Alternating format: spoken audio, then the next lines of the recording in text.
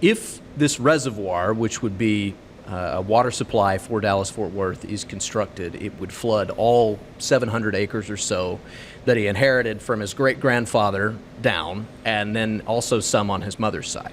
So he's got land that's been in his family now. He's the fourth of 7 generations that will live on that land or do live on that land currently, and it's all threatened by this project. And just to lay it out, I mean, if this were to happen, and it's happened before in the state, it's happened for every lake almost that exists here in Texas. Isn't Caddo Lake the only one that's natural? Caddo's the only natural lake, I believe it is.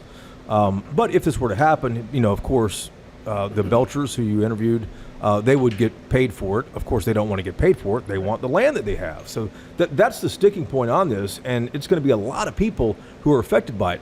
But on the other hand, if it doesn't happen, it threatens the growth of DFW and the growth of this state.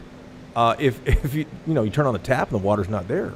Yeah, I mean, the way it's been described to me is that development ultimately would shut down, that there simply would not be room for further growth. It would be inconvenient and uncomfortable for us initially. And by the way, we're very close to having water shortages now. They're not dramatic water shortages, but a bad drought in 5 years would mean tighter restrictions, and we would not be able to meet the supply. We would not be able to meet the demand that we would have. So this is not some 50 years in the future thing. This is happening now, and there need to be immediate solutions.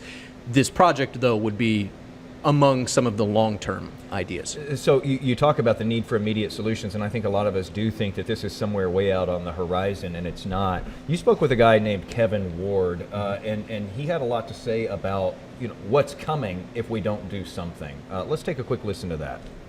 You're going to see water rates go up. You're going to see reductions of use. You'll probably see restrictions on landscaping.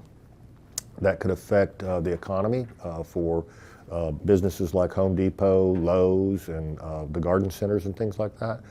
So that's your initial effect. Later, what you'll see is growth will slow. Jobs will dry up. You won't have people wanting to move here. You'll see business relocations. You'll see things that you really don't want to see. So yeah, it would be far-reaching for us here, and the thing is that you got to get water from somewhere, and they've now estimated what DFW is going to need. Just DFW alone is going to need 5 reservoirs just to keep up.